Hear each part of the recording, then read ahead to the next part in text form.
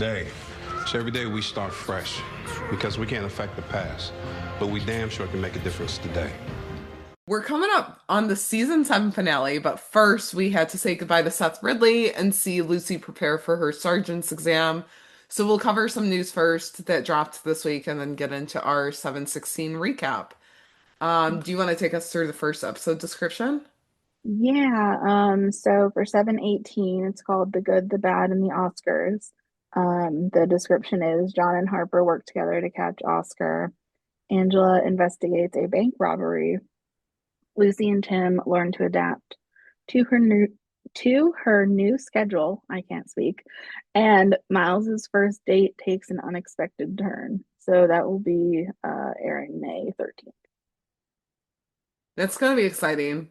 People are Yeah. already speculating that Miles' first date is him and Selena, and I don't hate it. I don't hate it either, but then it's just like, did we not just see Raj again? Like what like when like I just don't understand like how that would have to be the quickest like fling and then he's done. Okay, bye bye to Raj. Like I don't know. I mean, I don't hate them together. He was definitely better this episode for I sure. mean, like I'm just like indifferent. Like Yeah. I don't really one way or the other He was better this as much. episode, and I also saw quite a few people saying Bailey was better this episode. I think because Seth was in it to like balance out the annoying. I don't know. But then again, in this episode, Yeah. Selena was like, I'm shunning him, and you want me to bring him back around. So I feel like Selena is kind of like iffy on him too. Like she'll have him around, but like Right. if she can play the field, play the field. I'm Listen, I'm down for whatever they want to give us. I do Right. ship Miles and Selena. I kind of have since the beginning. I just didn't want to Right. like go for it right away. Yeah, So, like I'm not mad at it mhm. for sure if they do decide to do that, but I don't Yeah. know. And then Lucy and Tim with her new schedule, she becomes sergeant. Like they spoiled that in the episode description, basically. I mean, that's what everyone's saying, but then I'm like, I never like to hope for anything because I just end up disappointed. I swear to God. Like, so I'm just over here like, sure, okay, if she has a new schedule, maybe she's like there's a trial period or something. I don't know. That's true. Yeah. I don't know. Or like, I don't know what the new schedule would be. I mean, unless well, she gets put yeah, on a whole different like schedule for just patrol, but that wouldn't really make any yeah. sense. So I don't Well, because know. it's like I didn't know if like she would be on a different like a different shift schedule Yeah. or like how many sergeants they can have per station or division, like how that works, if like she has to like be moved somewhere or like I don't know. Yeah. Yeah, like if she has to be moved somewhere to train at first. Yeah. I don't know. Because Yeah. like there was an opening for Tim, but like they have I don't know. I don't know. I don't know. I guess we'll see. Yeah, the schedule kind of is a little bit open-ended because it could be like she's got a whole new schedule like at a different station or whatever. Like I feel like Tim it was in talks of having that too. So, yeah. Yeah. And then John and Harper working together again. Love to see Yeah. it. I Love we've that. missed that. We've missed that. So, and trying to catch Oscar. Oh my God, let the chaos ensue, please. Right? Especially with their history with Oscar is just Yeah. like gonna be too much. Like I Yeah. can't wait for Nyla one-liners because I'm sure they'll at least give Makia one thing that's Yeah. sassy to say. Yeah. And does she go back in uniform? Are they both in Oh plain yeah, that'd clothes? be Like, I need fun. to know. I Yeah. need to know. Hmm. So, Yeah. and Angela investigating a bank robbery. I feel like that could be tied to all the Oscar stuff, but honestly, give her a standalone case that like her Yeah. and Miles and Selena work on together. Like she Mm. has Miles and Selena together on that or something. Like, I don't know. Yeah. But yeah, so that'll be good. Hmm.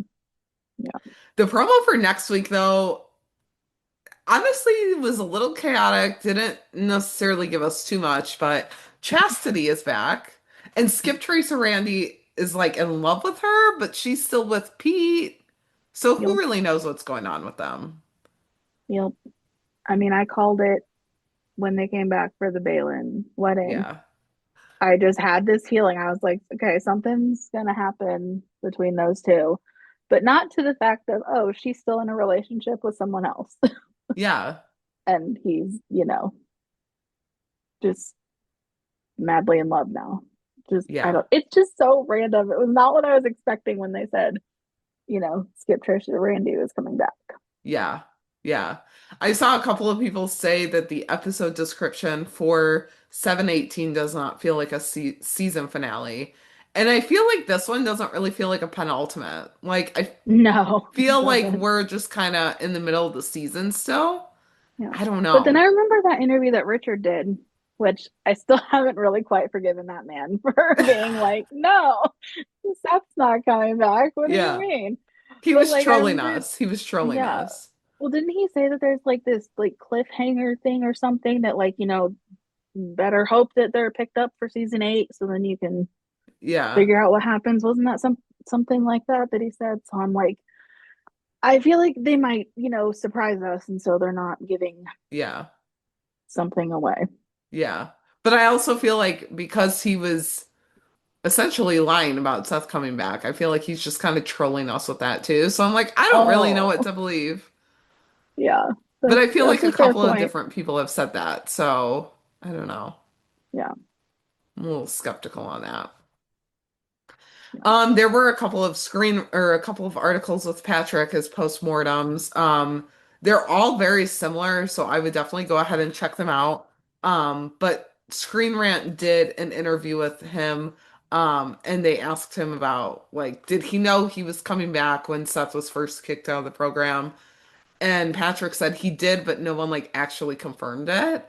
Um, and like if he was back this season or a later season, he didn't really have any idea until his agent called him. So I was like, that's interesting to know because like we know he was still doing his play, so like that was why he had to take some time off. So and then he also talked about Seth's intention walking back in and like did he want to be honest this time around? And Patrick had said he wants to be a good cop, but lying is deep in his roots. And, Patrick had even said, I wonder if we'll ever go into Seth's past, if we'll ever see him as a child, what happened to him. I think he's always trying to do the right thing, but just gets mixed up. Which is interesting because I don't know. I don't really see it going any further. But then they did leave it open ended to where he could come back. So who knows? yeah, Patrick also touched on the Seth lore, and it seems like him and Alexi had a conversation very early on in the first couple of episodes where Alexi said, we think he grew up in a lower class family, but he was friends with a lot of upper class kids. And to fit in from a very young age, he would lie about being in the upper class, and that's where it all started. So we'll see if that's actually true or not. I feel like that's probably the best description for it, just because if it's so ingrained in your personality, you've been doing it since you were a wee little one. I feel like yeah, you've been doing that for so long that that's all that you know. So, yeah. Unless it's like some, deeper like psychological mhm, thing that they, dive into on all those true crime documentaries. But I don't yeah. really think it's that for him. Yeah.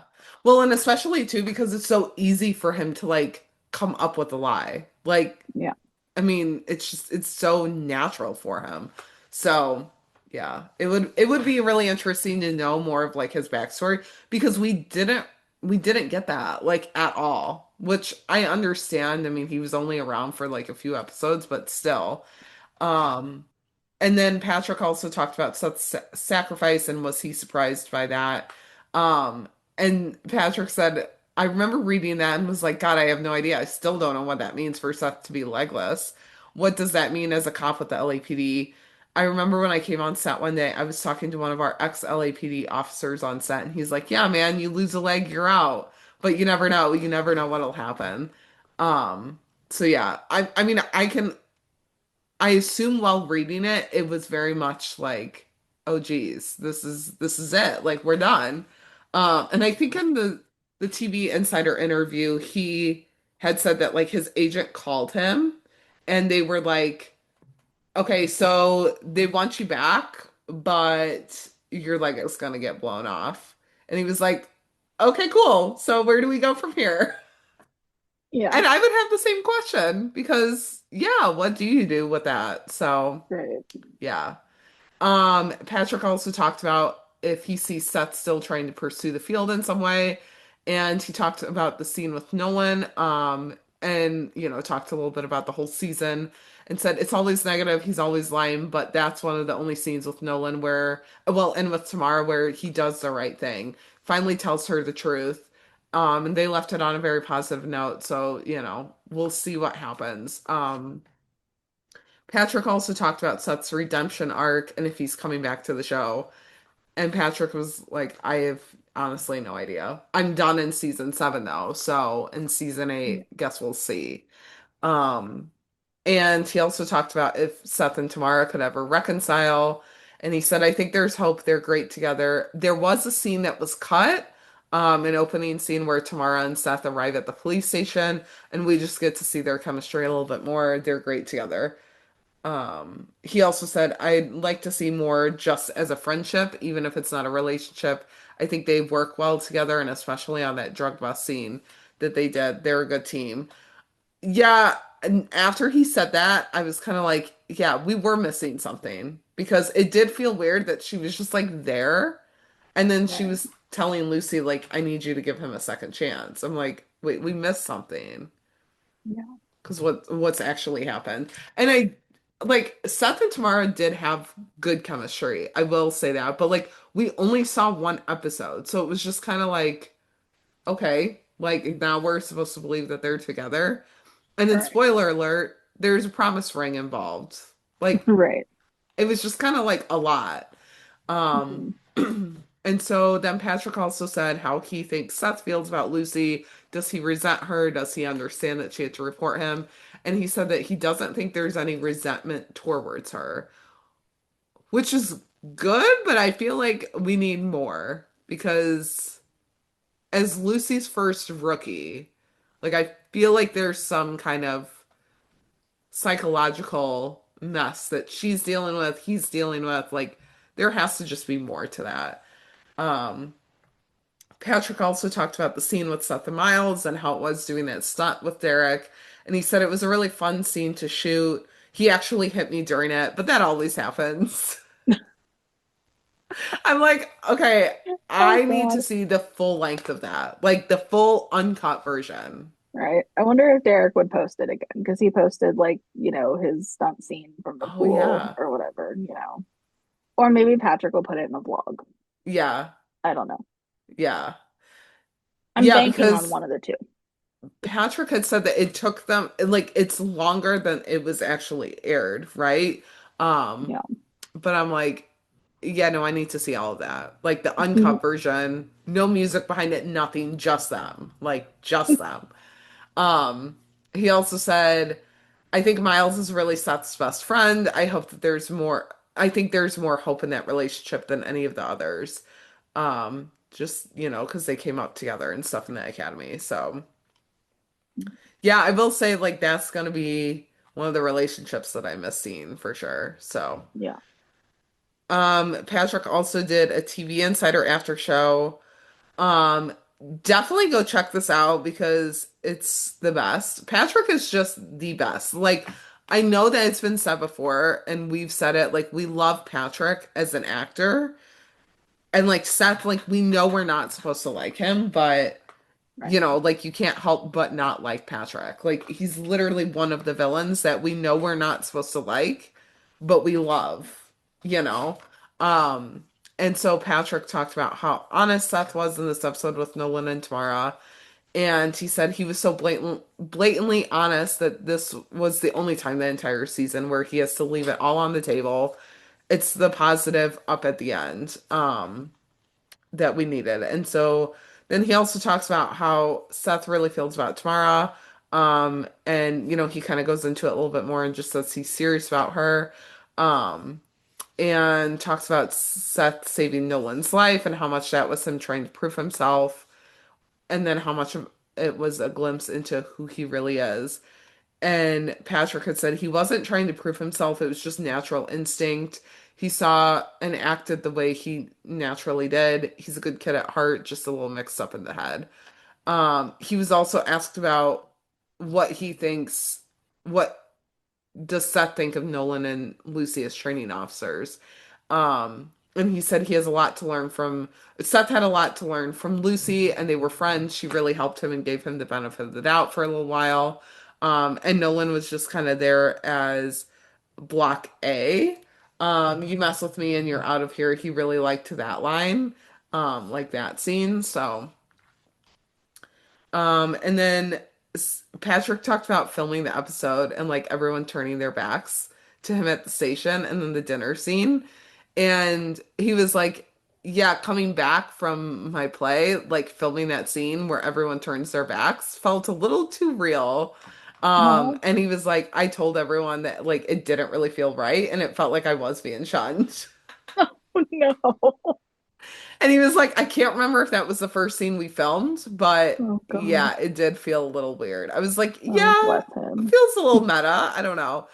I was rewatching it though, and I was like, no, literally everyone is turning their backs. Like there were people looking at the wall to not Right, look at him. I was like, I mean, I'm sure that this like happens, but how right, often? You know? right. Um, and then he also talked about the dinner scene with everyone, which Xander Holly had posted some behind the scenes of that.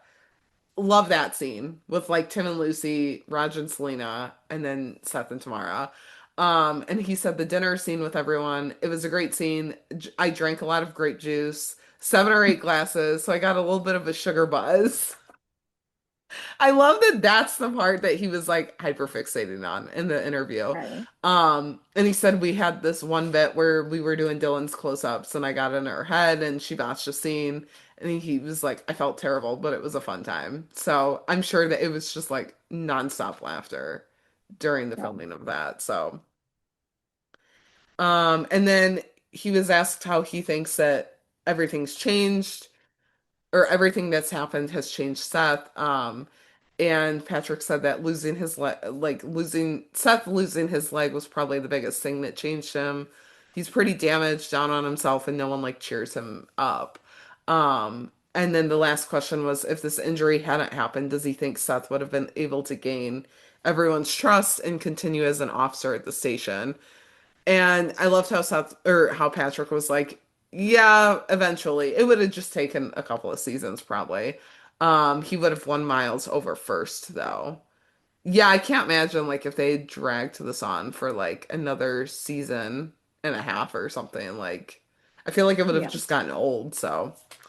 Yeah. And then the last piece of news, there was just a give me my remote postmortem with Patrick. It's similar to the Screen Rant, so go check that one out too. It is in video form too, so that's really fun to watch. But yeah. Yeah. We'll just get right into the episode because it was a long one. So Right. yeah. So we'll start off with Seth's return because that was the bigger storyline. So as everyone's getting ready for the day, Seth walks into the locker room with Miles and and Miles is just asking him what he's doing back there. Like Miles was the first one to say anything. Um, and so then we see Lucy, John, and Tim all in Gray's office, finding out why Seth is back. And Gray tells them that Ridley claims he was duped by his oncologist into believing he was sick when he wasn't. And he sued the city for wrongful termination and medical discrimination. The city isn't going to fight it though because of bad publicity, a weak case, and a sympathetic plaintiff. The point is, he's back and someone has to train him. And Lucy's like, well, it's not going to be me. Right. But the button's on John because why not? Why not? Or This is like literally my least favorite outcome to storylines now. I have thoughts on all of this. Yeah, oh goodness. yeah. So Gray's like, well, Seth can still be washed out for cause, but every infraction has to be documented. Otherwise, Seth will just launch a fresh lawsuit alleging retaliation. Okay, he's 22, so you know he doesn't have that much money. Where is he getting the money for these lawyers? if he just like launches lawsuits all over. No idea. He probably has like a friend that's like moonlighting as a lawyer or something. Like, I don't know. It just seems weird to me. Um, so Lucy sees Tamara walk into the bullpen, and Tamara gave Seth a ride, apparently, because they're still together. We have not heard anything about them. And so she was saying that like he was nervous about the reception he was going to get, and she wants Lucy to promise that she'll hear him out, telling Lucy that he's vulnerable and needs a friend. And Lucy's like, it's not going to be me. So Tamara asks if they can have dinner later that night away from work so that Lucy can get to know the real Seth. And at this point, I'm like, how long have they been together? Tamara doesn't see Lucy that much. If Lucy doesn't really like know Seth and know them together, Right. yeah. Like I need more background on all of that. So Seth then walks into the bullpen. The whole mood shifts with everyone getting up, turning their backs away. Like literally Selena gets up from her desk. Miles is over there, like he nudges Selena. They all turn their backs. Literally, people are looking at the wall to not see Seth. And John walks over and tells him that they're skipping roll call for the day, and he's to grab the war bags and set up the shop. And then like Gray, like Seth walks by Gray. Like Gray and Nolan are the only two that are like, yeah, we can't turn our backs on him. So as John and Seth are driving, John tells him that this is not a do-over and his previous errors have been documented. And Seth doubles down, saying he wants John to know that the doctor tricked him too and it was an insurance scam. And John's like, I am your nightmare TO. I was raised by a pathological liar, a woman who had absolutely no compunctions about lying to her own child about everything. And he then tells Seth that the only thing that matters to him is actions. He tells him, like, if he does his job perfectly, he'll have no choice but to pass him. So, okay, we know that John is going to try to do his best here. So we go over to Lucy and Selena, and they're driving. Love that. And Lucy's ranting about Seth, talking about how he's a danger to any case he works on and any cop he works beside. And Selena plays devil's advocate, saying if he did see everything coming, maybe it says something about how dedicated he is to the job. Like he came back after all. And so Selena asks what Tamara has to say about all of this, and Lucy mentions that they're supposed to have dinner. And Lucy invites Selena, wondering if she can bring Raj so that there's a buffer. And Selena's like, I just shunned the guy, and you want me to bring him back? Um, And Lucy's like, I'll make my lasagna. You love my lasagna. I need the recipe for this lasagna, number one. Number two, we need to know more about Raj and Selena because the last we saw him, he was, I mean, I'm not even counting the true crime documentary. He was in what, like the apartment moving stuff in? Like, I guess we're supposed Yeah. to go off that. Like she's shunning him for that. Um, Because in my mind, the true crime documentary is just like placed wherever in the season. Mhm. Um, and so Selena argues that they don't have a dining room table big enough, and dinner for five is going to be tight. Because at this point, Lucy would just be a fifth wheel. Like it would be so awkward. Right. So Lucy's like, I have an idea, and she calls Tim, who's obviously with Miles, and asking if they can all have dinner at Tim's. And I love how he's like so down bad for her that he's like, sure, sure, I'll commit to that. And Miles is sitting there not even clocking the Chenford of it all. Like Mhm. this man needs to get on it. How he's not clocked to them yet is beyond me, but hopefully in season 8. But he finds out that Seth will be there and he's pissed off. Lucy Right. tells Tim she'll owe him all that. Selena gives Lucy a knowing look, all while Miles just, yeah, he's in his own little world. And I get that, but like, again, how has he not clocked the Chenford stuff? So Miles tells Tim that he heard the city cut Seth the check for back pay, 10 grand, and now he gets a free meal. Tim gives him some sage words of advice and is like, put Seth Ridley out of your mind. And he reassures Miles that Seth will wash out again. And if Miles gets tangled up with Seth, he'll just pull him down with him. So we go over to Seth and John, and they pull up to Circus Liquor, and they respond to a silent activated manually hold up alarm. And John's like, okay, what should we do? And so Seth assesses the situation. They go in and see a kid with a gun, with someone talking him down. Selena and Lucy are there for backup, and the kid ends up putting the gun down and, surrendering. So John goes to talk to the guy who was talking the suspect down and needs to get a witness statement, but obviously takes his driver's license first. And so, they get the information that they need. John and Seth walk back out. And John's like, what did you do wrong there? And Seth's like, I honestly can't tell you. And so John reminds him of what he said about the silent alarms being activated inadvertently. And right now, the entire district is waiting to hear from Seth about whether or not that was real. So when they didn't hear from them, they assumed the worst, and they're all Yeah. racing across town to help them because Seth didn't update the call. So, Oh like, dear. so you see police cars coming, right? And they're like, coming in unison. And Seth like quickly radios the update in. And just like that, the lights and sirens go off and the cars just keep on driving. I'm like, that just looked mechanical to me. I mean, Like I'm it sure just it was looked, in some sense. yeah, it just looked like, I don't know, so mechanicalized or whatever. I don't, yeah. And so Miles and Seth are back at the station then, and they're hashing it out in the locker room. Like literally, Miles feels betrayed. They were both boys at the academy together. Miles trusted him. Seth lied about everything. And, you know, And so Seth tells him that it wasn't all lies. He has no idea what he's been through. And Miles is like, was it hard to have pretend cancer? When Seth says he didn't, Miles is like, no, so you're not a liar, you're just a moron. And they just keep going back and forth with it.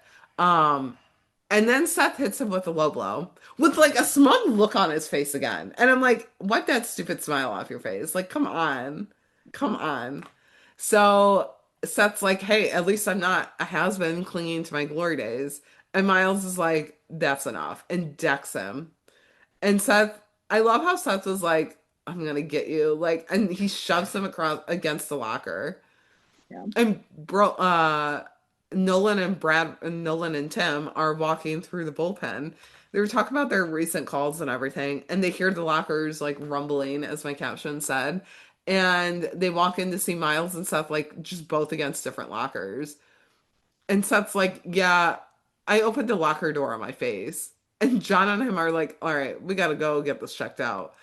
And John, I love when John was like, you're gonna have to fill out an incident report so you can't change your story later.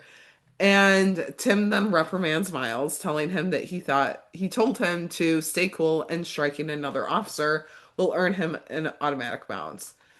So Miles goes along with the story about the locker because, like, if Seth's gonna lie, why not just tack onto the lie? And Tim tells him that this is what happens when liars stay on the job. They infect the team, and pretty soon everyone's a liar. On my second rewatch show, I was like, Tim totally clocked it. He clocked that, like, Miles was just saying that just to cover for Seth. Um, I mean, because realistically, like, let's be real, Tim wants to deck Seth too, but you know, hey, you can't just go around doing that. So John and Seth walk into Gray's office, and they received a call from the Nevada Department of Corrections who asks them about the witness Gene Webster, and his name was flagged and everything. And so apparently he was released from police custody in 2019, and it was a clerical error. So he still has 5 years left on his sentence and needs to be brought in. Seth argues it though, because why not? You're a rookie. You literally have no stake in this. And it's your first day back. Like you need to sit down. And so Seth's like, he's a hero and we just have to put him back in prison, like because someone screwed up. And Seth and John go to Webster's house, and him and his wife decide to hang around, or his wife decides to hang around too and listen to what they have to say. So Webster and his wife are both shocked to hear the news. John agrees with them that this is unfair and that they should hire a lawyer and fight this. but their hands are tied and they have to take him back. So they give Webster a minute to get ready. Seth follows him into the bedroom to get his things. And Seth tries to relate to him, telling him he knows Gene thought like he earned a second chance and now it's being ripped away. And just then Gene comes back out of the closet with a bat and hits Seth right in the torso with it, jumping out the window. Ow. Jeez. Seth's going through it, honestly. Yeah. Um, and so Seth alerts Nolan, and which, like, thank God. And they're both on the run after Webster. Seth's on foot, of course, and Nolan gets in the shop. But they both get cut off by a delivery van backing out of the driveway, so they end up losing Webster. And then Bailey comes and meets John at the station, and she has the California Police Background Investigation Manual. And she's putting together a helpful checklist of the myriad infractions he can use to kick Seth out of the program.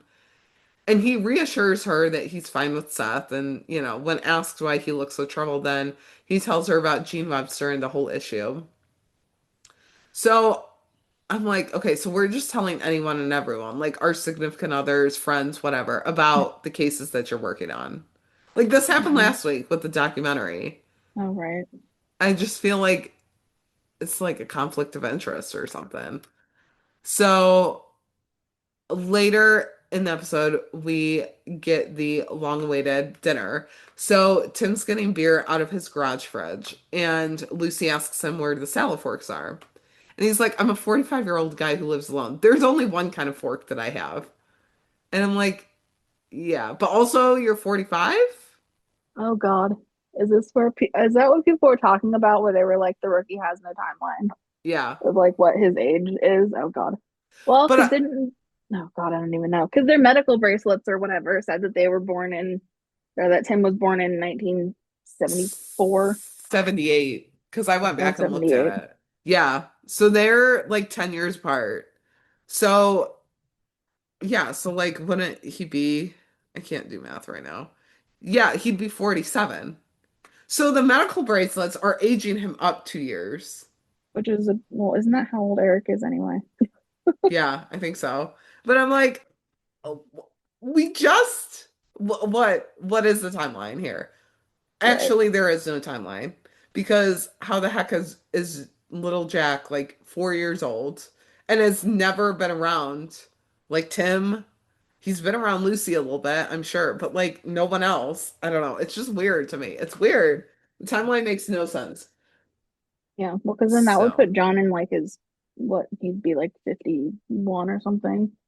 yeah, like are John and 51, Tim the same 52. age or similar? I don't know, because like I was watching this one like Lifetime will air like random episodes of The Rookie, and I was watching a season one episode where John was like wanting to make detective in 5 years, like by the Yeah, time he's 50. So I was like, okay.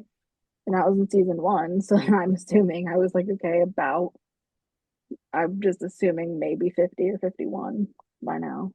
I would yeah. assume, but I don't know. Anyway, continue. I don't know. That's really not the point of the whole situation.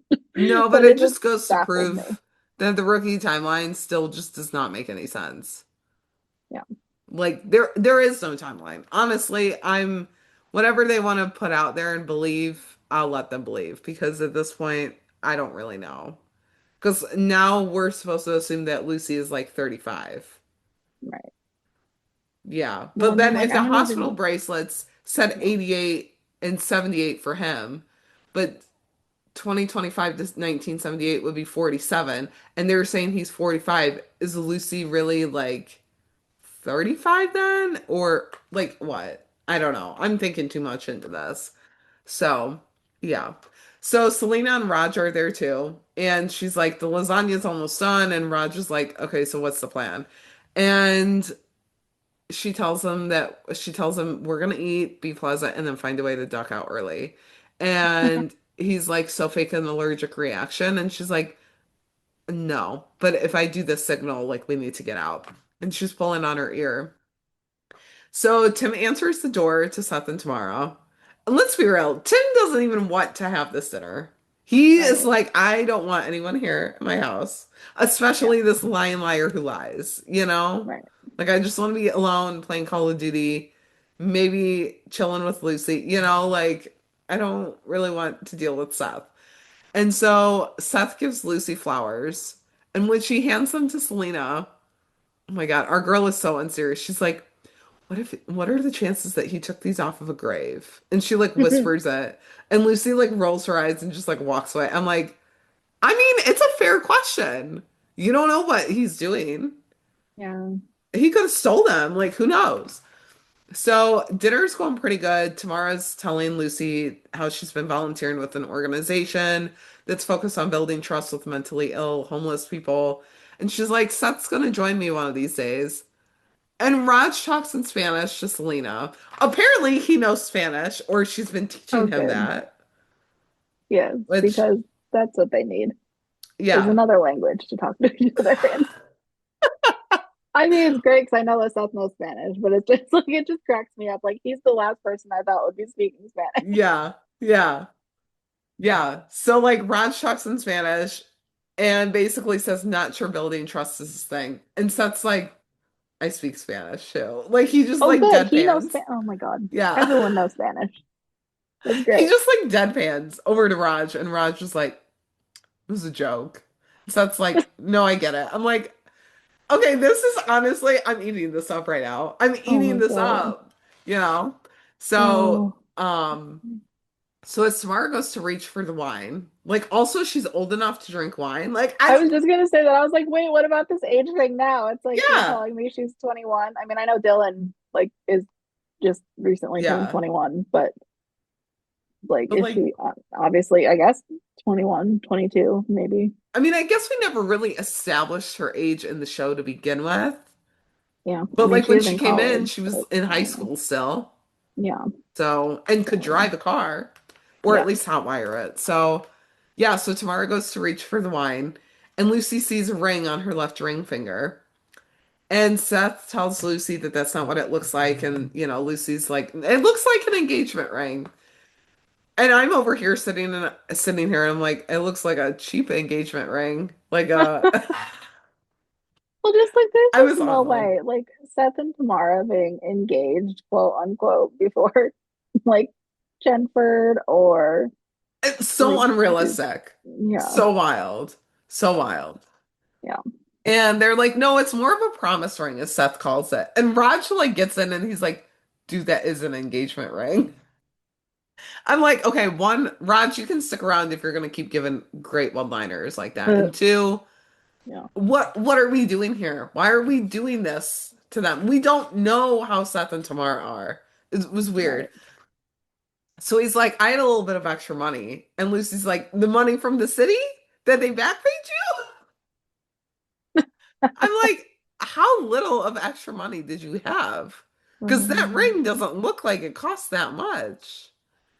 Yeah. yeah, So Tamara gets up from the table and she's like, I knew you wouldn't approve and you wouldn't give him a chance. And Lucy's like, no, he's had so many chances. He's lying to you just like he lied to me. And honestly, I feel like it was cathartic for Lucy to be like that just because she's been holding all of this down for so long that it had to bubble up to the surface. It yeah, just sucks that it had to happen right then and there. yeah. So the next morning, John asks Seth how the big dinner was. And we find out that Selena live tweeted all of the details. So John already knows. He was just being polite. And I'm like, my girl, she I was just there have for to the tea. know, like, okay, so that means John has a Twitter account. Yeah. Why is he like, what is going on? He knows how to use Twitter and read people's tweets. It's killing That me. or Bailey showed him. Because I could see That's Bailey possible. having like a Twitter account or whatever they would call it. Yeah. Or she did a whole live deep dive after on Clip Talk. Like she went live and she was like, you guys, you got to hear about this awkward dinner that I was just at Oh my God. with my bosses, my roommate, and like Tamara, my boyfriend that I'm like trying to shun, but he just keeps coming back. Like Oh my God. I could see her doing that too, honestly. Would be funny. And then also reading everyone's auras in the room. on that live. Yeah. Yeah. Um, so we find out that Gene Webster is still in the wind. Because at this point, I'm like, oh yeah, we still have the suspect. And his wife pulled $5,000 out of their checking account. There's a unit watching the house, but they'll take it over after roll call. Which I'm sad that we didn't get to see a roll call scene with Seth back, just to see how everyone is. Because like they can't turn their backs away from him then, but they're not like facing him actively. Um, so John and Seth are watching the house, and Seth's talking about how much he's been trying, but no one seems to care, and it's been 30 hours. Because everything's gonna magically be okay after 24 hours. Like, okay. No. You are very naive to think that. And John tells him that, he doesn't know what it feels like to feel tricked, to realize the person you thought you knew is really just a character someone created. Um, and I saw that Emily from the Rookie Rewatch had discussed to this, and she was like, I thought he was talking about Armstrong. And I forgot that he was talking about like, dealing with pathological liars twice. And so the first one he was obviously talking about his mom, but this one he was definitely talking about Armstrong for sure in this one. And so Seth doubles down and he's like, it wasn't a lie though. I do love my job. I love tomorrow. This is real. And he wants to know how to make people see that. And John tells him that he can't, he just has to keep working at it all day, every day. And maybe people will see it, maybe they won't. So Webster's wife leaves the house and they follow while calling for backup. Um, and as Seth and John are talking, still tailing Jean's wife, Seth ends a call with another cop who says Jean's wife received 3 phone calls the previous night, 2 from burner phones and 1 from a Miguel Reese. And Reese is a low level smuggler who works for Jose Segura, who's a known coyote smuggling people across the border from Mexico. And he did 2 years in Nevada with Gene. And so Gene's relying on an old friend to get him out of the country. So Ridley's looking for praise or an attaboy for this, and Nolan's like, you don't get extra credit for doing your job. And Ridley's like, what if I have the address that the call came from? And John's like, I'll reconsider the praise. And so we see Gene's wife pull into this warehouse, and John and Seth are obviously following behind, still staying far enough back. And she meets up with Reese, and John's like, okay, so what should we do? And Seth's like, well, we should wait for backup, but they're 2 minutes out, and without eyes on the back of the warehouse, they could slip out and we'd lose them. So we need to do preliminary recon. So at least they get eyes on the suspects. They can better advise tactical operations once backup does arrive. So John agrees, tells Seth to stay behind him and cover as much as possible. So now as Reese and the wife are inside with Gene and a couple of other guys, we hear more about Reese and Webster's time together. And Penn and Bradford arrive for backup, and they make the call to make entry. As they watch it get a little bit more intense. Seth wants to do something, but John's like, no, we don't have a clear shot. We need to hold steady. And then Seth knocks a pipe to the ground and gunfire erupts. The wife's taken hostage. Gene's taken in a different direction. Seth goes to run out somewhere, like from behind a wall, and John pulls him back. And I tweeted it last night, but it reminded me of when Lisette did her takeover, and she did the little like voiceover, and she's like, "That's me. I'm Lisette," and like welcome to my takeover or whatever. And it was the guy like picking her up, like from the ground and like kind of throwing her. It reminded me of that, like Seth, like or Mm. John pulling Seth. And so so John and Seth separate while Penn and Bradford take the 2 guys down that had Gene. And so John takes the guy who had the wife down. Then there's another guy who goes to shoot Nolan, but before he can take a shot at Nolan, Seth takes a shot at him. A shot is fired back at Seth, taking out his leg.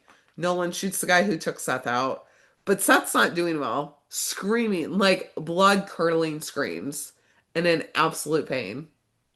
And we get a clear shot of Seth's leg, and it does not look good at all. At all. So Nolan's helping him. I love, well, I didn't love, but like it was very much John Nolan when he saw Seth go down and he's like, no. And he just kind of like yells it out, like, oh Right. no, what do I do? Yeah. And so we see Nolan helping him, needing a tourniquet. Gene comes back out, like he just comes back out of the corner, and gives him his belt. Tim's standing there, like, doesn't do anything. I can only imagine what's running through Tim's head during all of this. Hmm. And yeah, so that's kind of all that we see because as Nolan ties the tourniquet, like, and tightens it, Seth just screams out. And then we see Lucy enter her apartment after taking the test to find Tamara and Lucy talking on the couch. And Tamara apologizes for running out. She's like, I don't want to lose our friendship. And um Selena interrupts the moment with a phone call telling them about Seth. So we go back over to Penn and Bradford, who are in the waiting room. And Miles is feeling really bad about how he was toward Seth. And, he let his anger get the better of him. And, he could have taken the high road. And Tim tells him that, he earned the anger and resentment. But Tim tells him, Seth's a bad person and who did a heroic and selfless thing, which makes this complicated. And Miles is allowed to feel bad on multiple levels here, which I feel like probably speaks for the fandom because we didn't like Seth for all that he did, right, with all the lying, but now we feel bad because of all this.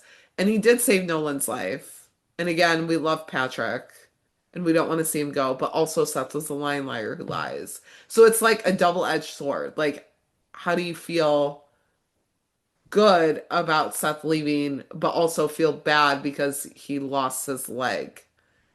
I mean, yeah, I Yeah. know like some people are like divided on it, Yeah. in the, eye for an eye type of thing Yeah. versus, they feel bad. Yeah. It's a lot. I mean, a lot Yeah. happened to Yeah. Seth in this episode. Yeah.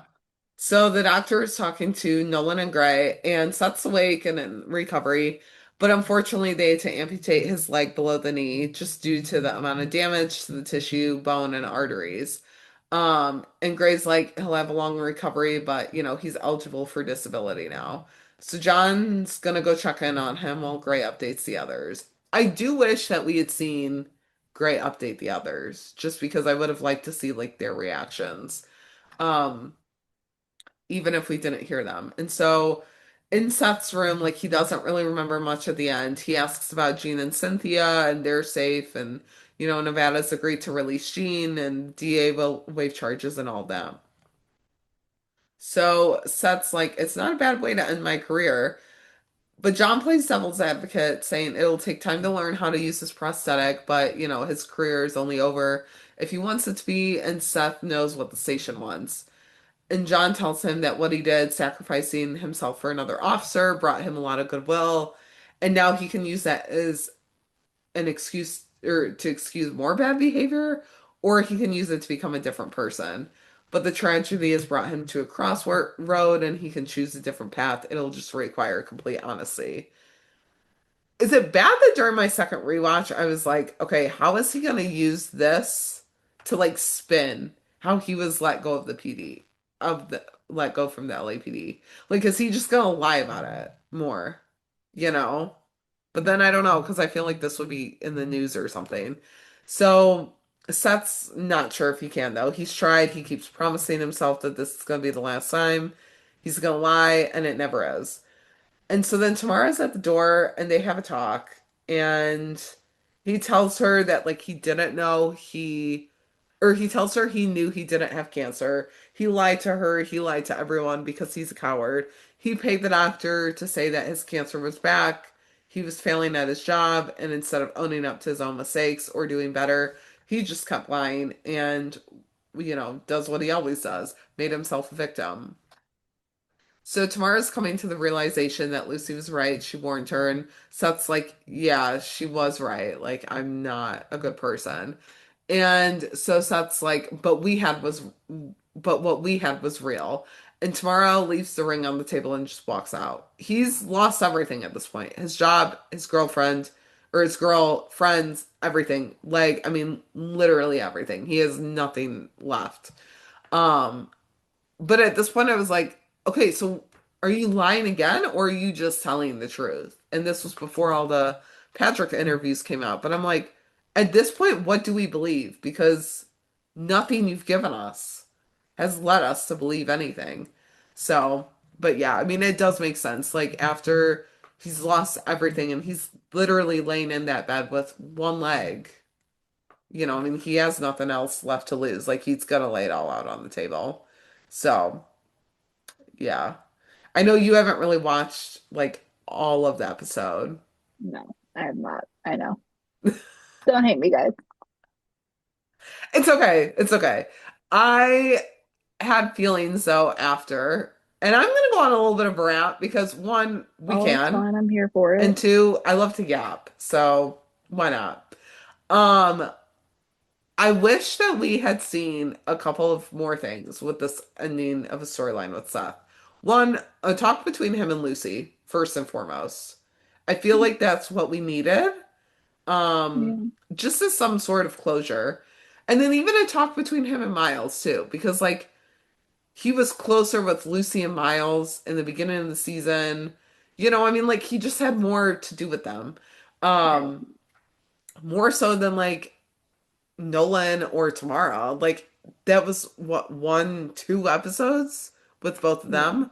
Um, and I mean those needed to happen too, but like again, he had more screen time with Lucy and Miles from the beginning. Like it would have been nice to see the closure on those ends.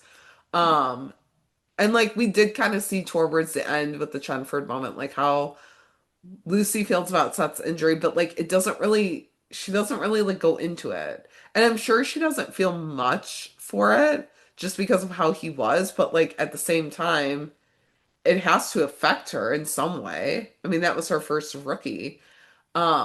And it could have just been like a timing issue too, but like I also feel like by no one else going in there and talking to him, like not even Gray, it shows that he's not on good terms. Like it just reinforces that he's not on good terms with anyone at the station. By no one else going in and talking to him. It reinforces the whole like shunning aspect of it all, you know?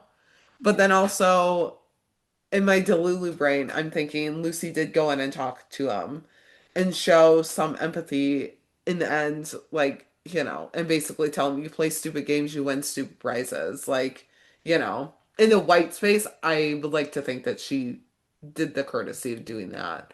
Um, and then even with Miles, like, for Miles, like, they repaired some of what was broken, but like, it's still on shaky ground.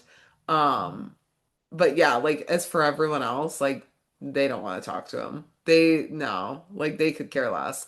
Um, but I mean, even maybe Selena, like she could have went in and talked to him. Like she had a couple moments with him. But yeah, like I don't know. It felt weird to not have Lucy and or Miles go in there and talk to him too. But again, it could have just been a timing issue. Or they just really wanted to reinforce that like everyone's still just pissed at him, no matter if he lost his leg or not. Um, but yeah, like again, Nolan was used to wrap up a character storyline and somehow be the good guy in this one. Like, I don't know. It wouldn't be as annoying to me if it wasn't done every single time. It was just done with Glasser. It That's was fair. done with Rosalind before. Like, it's been done with everyone. Like, why? Why are we doing this? And if Monica comes back, which that's another thing, she was supposed to come back and like didn't. If she comes back and like John Nolan is somehow wrapping up that storyline too, I'm gonna be annoyed. I'm gonna be annoyed. I get it, he's like the main character, but this is Yeah. an ensemble show. Like let's wrap up the storyline with someone else. But Yeah. yeah, so that's the end of my rant. I'll be done with that for now. Do you want to take us through the Wesley and the influencer stuff? Yeah. So it originally starts off with Miles and Tim are initially responding to the reckless driver call, and it cuts to an influencer couple whose names are Tulsa and Amy. And the guy, Tulsa, is driving like a maniac while on a live stream, and Amy is in the passenger seat, also live streaming. That is until they crash their car into the river. And we see Tulsa gets out, is seemingly okay. His phone is also somehow still recording all of this nonsense. And he's interviewed by Miles and Tim, and they do end up arresting him. It absolutely killed me though, because his girlfriend, who he, they're ride or die or whatever the heck they say, like, she's still in the water, and he just has this light bulb moment of, oh shit, she's still in the water. Um, so thank God Miles had the wherewithal to rescue Amy. Yeah. And um he it just like he Miles being the one to have to ask Bailey if he should be checked out, since he also swallowed some of the LA water, but Amy, who refused to be checked out by Bailey in the ambulance, was in the water longer than Miles was. And Bailey tells him all this, so really he should be fine. But Amy doesn't want any medical care from a boomer, as she calls Bailey, and basically just like stomps off. And oh, it was just kind of wild, the fact that neither of them were severely injured in this whole thing. And so, since Miles and Tim ended up arresting Tulsa, um, they are trying to take him like around the back into the bay to get him out of the shop. His fans are everywhere, literally screaming and crying and wanting Tulsa to be free. They're clamoring at the shop window. One girl even jumped up on the car to say that she would serve Tulsa's jail time for him. And it was wild, because Lucy and Selena end up pulling up and have to physically remove the girl from the car. And just, I mean, everyone is just in a frenzy, and Tulsa is loving this, of course. Yeah. Meanwhile, Miles and Tim are less than amused by Hmm. all of this, but they do eventually get through, which is good. Um, so the next time we see Tulsa and Amy, she bailed him out of jail, and they're parading around the DA's office, celebrating, of course, with a live stream. And it just, I mean, I know it's the magic of TV and all of that, but their hair is fine, their makeup's all good, they're miraculously, they have different, cool outfits on or whatever, like they're all good. Even though they both literally almost drowned. Um, so that just always cracks me up. Um, and so they're in the DA's office, and Wesley sees them, and they turn their attention onto him, saying that, essentially he's the person trying to ruin Tulsa. And, you know, Amy thought that Wesley threatened them by saying that he could bring more charges against them, and they get all up in arms about it. And Wesley has the receptionist call security, who escorts them out, but not before Tulsa's yelling that, Wesley can't hide from the internet, so he better basically watch out. Yeah. Um, and I just thought it was so funny, like Sean, not that there has to be like different expressions or whatever, but Sean just did the usual like smile and wave type thing that he always does in videos, and it just cracked me up when they were on Yeah. the quote unquote live stream. Yeah. So that was fun. And even like when And he like, yeah, I think escorted them out, he was like, come back soon or whatever. right. Thanks for coming. Yeah. Yeah.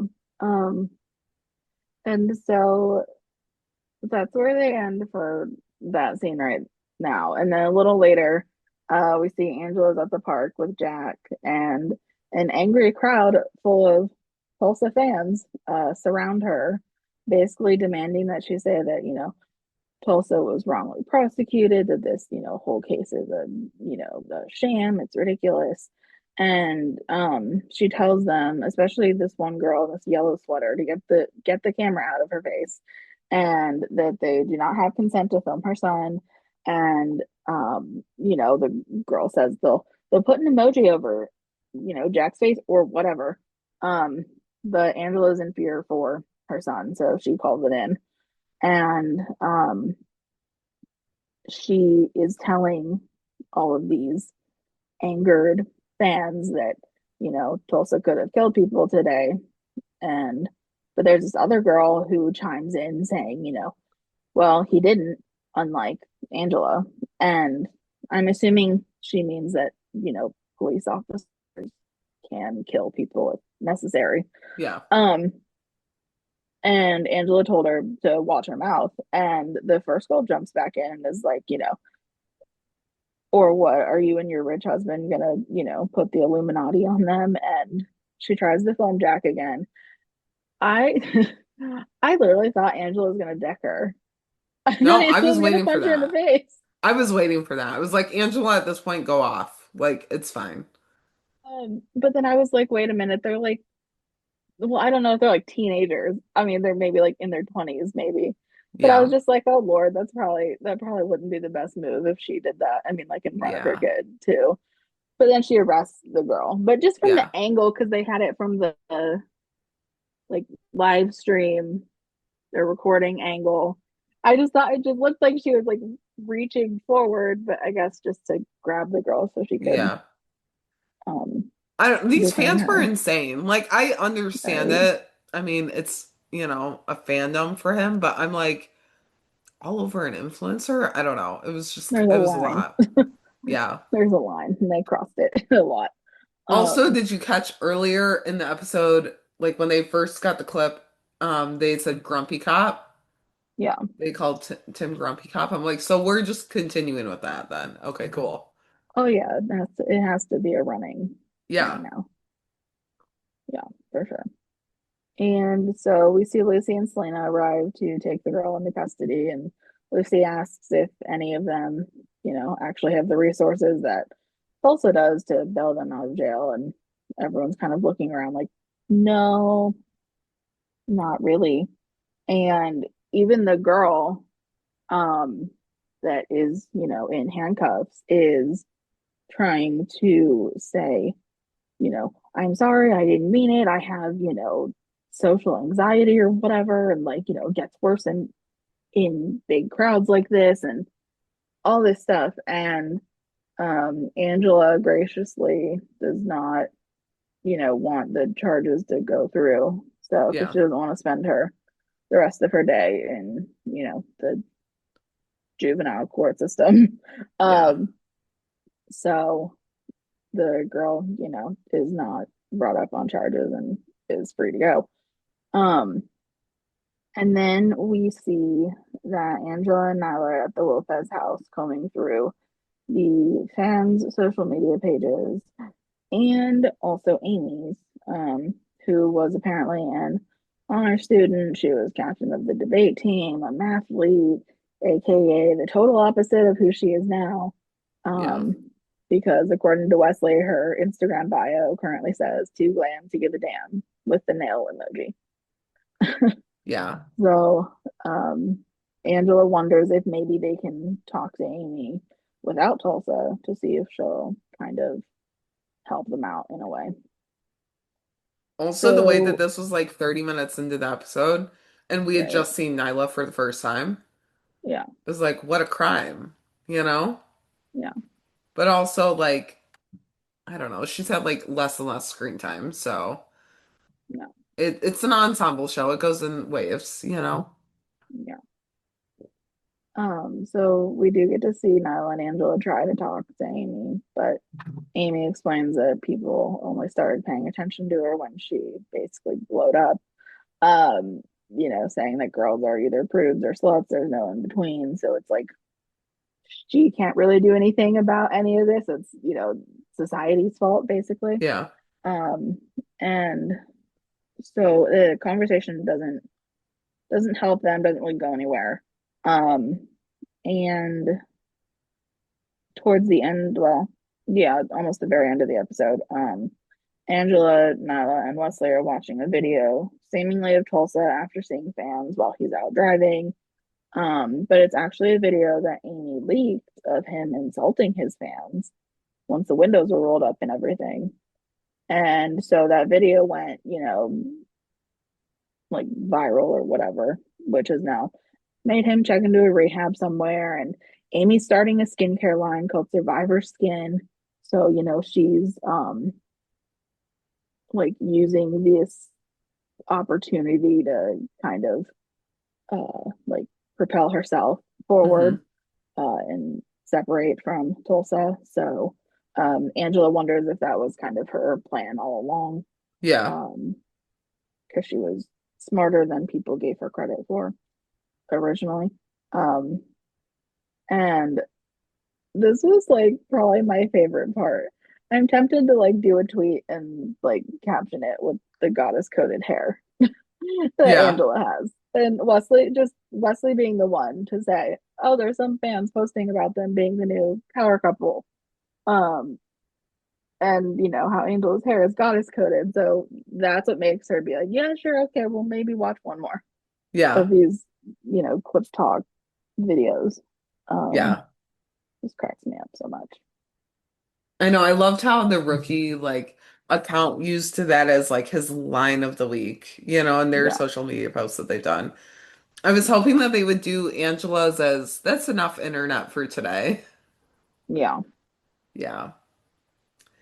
And then we have the Chenford and Sergeant's exam. Little bit. There wasn't that much, not for the episode description saying Tim helps Lucy like study for it, but okay. I think it's like helps her with her sergeant's exam. People were like, Yeah. "Oh, they're gonna be, study buddies." So that's what they said. Yeah. Something like that. But then again, they alluded to that and then not much. So that's where I'm kind of like, okay, maybe we shouldn't theorize too much about her schedule, but so Lucy, Selena, and Raj are all in the kitchen the next morning after the dinner. And Tim comes over to give her a ride to her sergeant's exam, which I feel like it was just kind of brushed over. Like she had that test the morning after that dinner. So she's going into that test with all that on her mind. I You would just think. seems like a lot, you know? Yeah. And so Selena and Raj immediately clock that he's doing it as more than a friend. And, Raj is like, he tells Selena, get your mind out of the gutter. Like, he's just her friend. And I'm like, no, Raj, like, you get it. You get it, dude. Like, again, you can say, just keep giving us those one-liners. So as we see Tim and Lucy in his truck, he's asking her to describe the live-in system of a supervisory response to an in-progress emergency. And people were paralleling it to 214, I believe, of them driving in his truck. It's been a Okay. minute since we've seen Oh, them I'm in his definitely truck gonna make together. that parallel. That was one of my favorite scenes from Yeah, them. Was that truck scene in yeah. season two? And so she's like, I feel as ready as I'll ever be for this exam. And she acknowledges that him driving and helping her study, and he acts like it's a business deal. He's just returning the favor, as he says, which like, come on. Can we not be so like professional about this? Like flirt a little bit about it. So she makes sure that this has nothing to do with the promise of physical intimacy if she makes sergeant. And so he corrects her with, when she makes sergeant. And, she's like, no friends, but says no friends help each other without even thinking about the joys of physical intimacy. Um, and so, like that's kind of it that we see. We don't see her taking the test. We don't see her going in, like nothing. And so Lucy and Tim are sitting in front of a food truck again at the end of the episode. This is becoming their new spot, which I Hmm. love it. I saw someone Yeah. say like a new spot for a new chapter of them or like a new Yeah. version of them. I mean, they used to Um, focus a lot more on the food trucks in season one and stuff when they would have, the rookies go out to eat or yeah, like, people ordering just random stuff like after shift. But then they kind of moved away from that a little bit. yeah, yeah.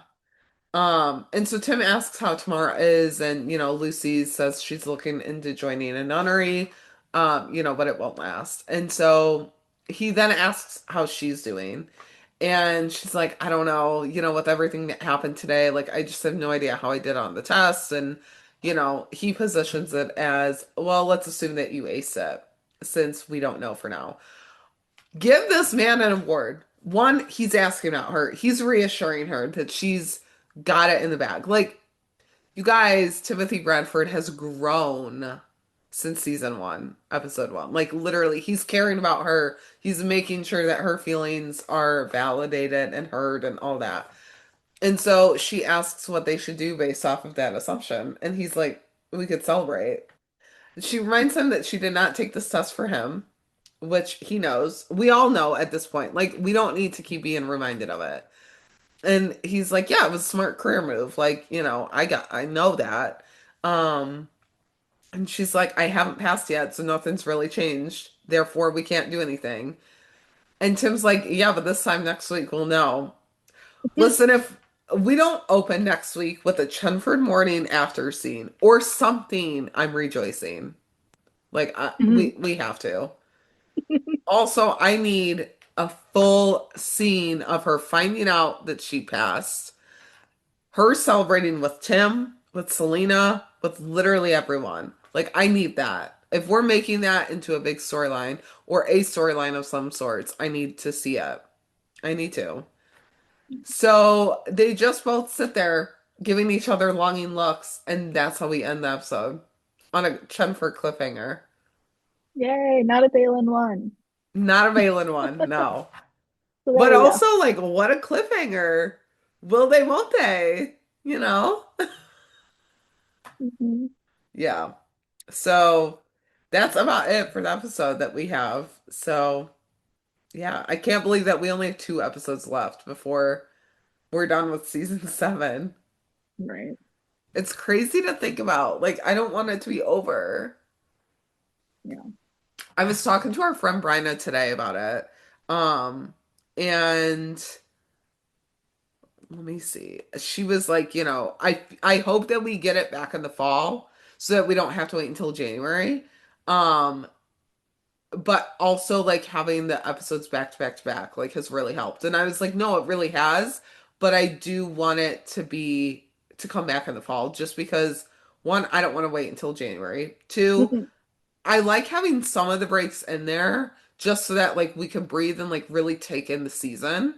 Like it felt like it Yeah. was like so back to back to back that it was like, okay, that episode's done. Now we're on to the next. Now we're on to the next. So yeah, I don't know. It definitely helped keeping it like consistent. But yeah, Mhm. just let's break it up a little bit more. Not like I don't need like a full month break in between like episodes, but yeah, just like a couple of weeks. We did have one listener thought Lou Jean had said, am I the only one who felt bad for Seth? I know he's a liar, but Patrick's acting is amazing. Lucy yelling at Tamara and Seth at dinner was so out of character. I feel like we never see her like this. However, Seth and Tamara are already engaged, so Lucy was very right for calling Tamara out.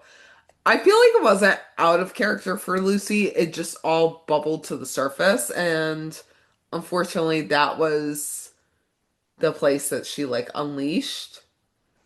But also, Yeah. like, she was kind of in the right for doing that. I mean, like, she cares for Tamara, and she worked with Seth. Like, if anyone out of them in the room was the closest to Seth, it would have been her. So, and then they also said if Tim's 45, are we assuming Lucy is 10 years younger?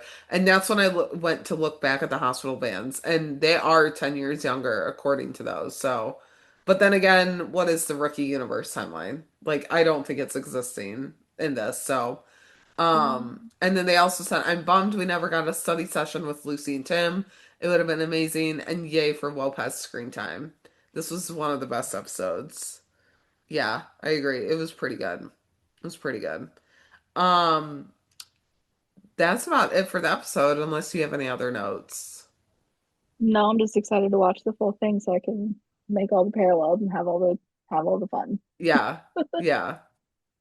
I look forward to hearing all of your thoughts. Please scream them at me in my text, Okay. even if I might not answer right away. Sounds good.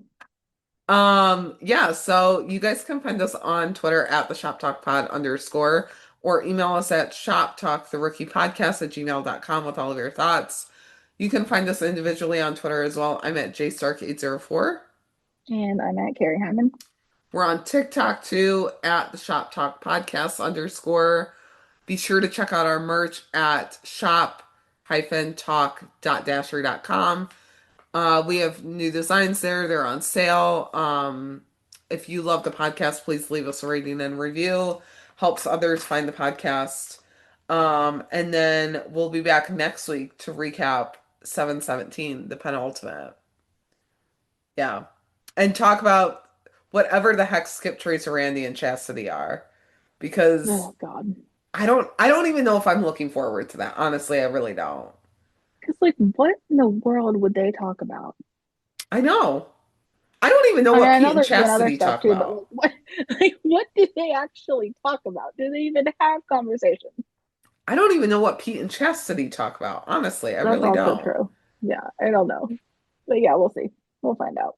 I hope, well, we know that Chastity gets kidnapped, but I hope before she gets kidnapped, her and Bailey chat or her and Lucy, just because I feel like we saw some of that in the episode before the wedding. So, Yeah. I don't know.